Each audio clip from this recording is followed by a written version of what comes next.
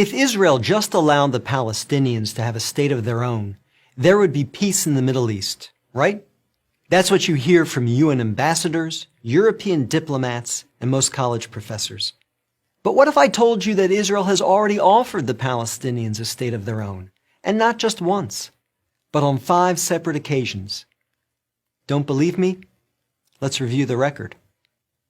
After the breakup of the Ottoman Empire following World War I, Britain took control of most of the Middle East, including the area that constitutes modern Israel.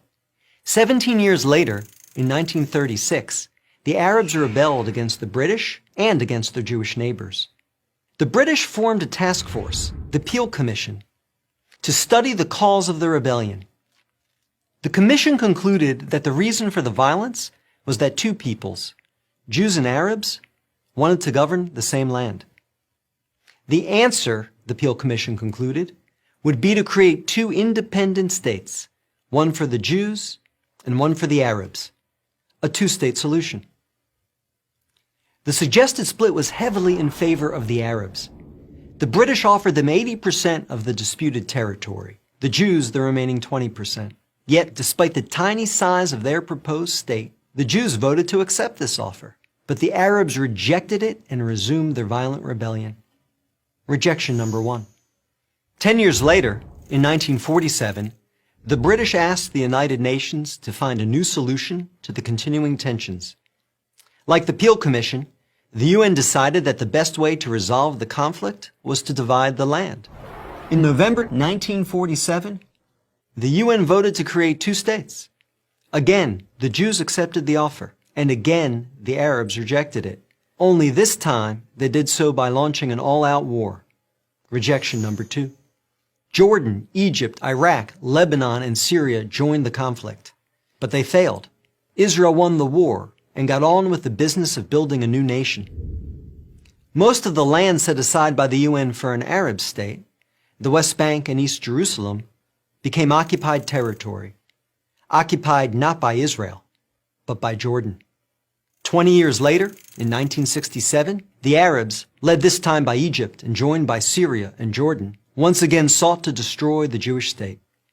The 1967 conflict, known as the Six-Day War, ended in a stunning victory for Israel. Jerusalem and the West Bank, as well as the area known as the Gaza Strip, fell into Israel's hands. The government split over what to do with this new territory.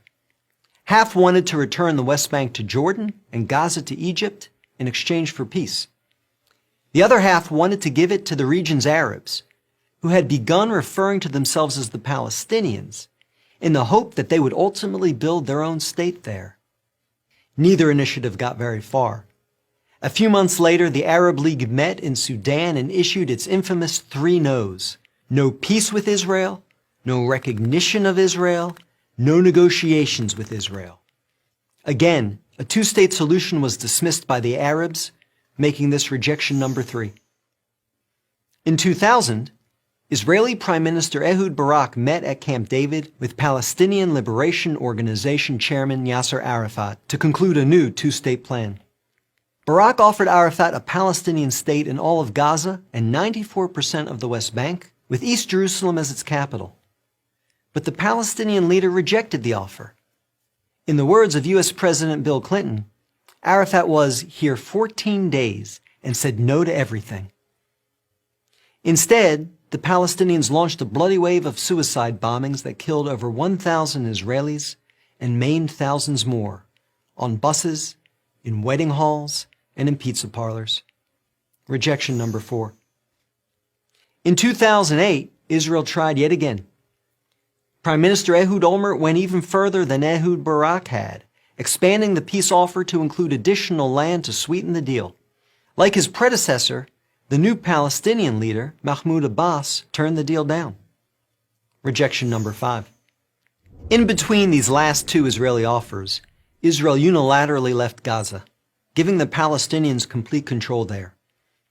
Instead of developing this territory for the good of its citizens, the Palestinians turned Gaza into a terrorist base from which they have fired thousands of rockets into Israel. Each time Israel has agreed to a Palestinian state, the Palestinians have rejected the offer, often violently.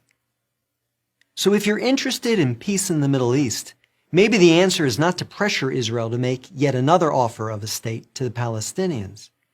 Maybe the answer is to pressure the Palestinians to finally accept the existence of a Jewish state. I'm David Brog, Executive Director of the Maccabee Task Force for Prager University.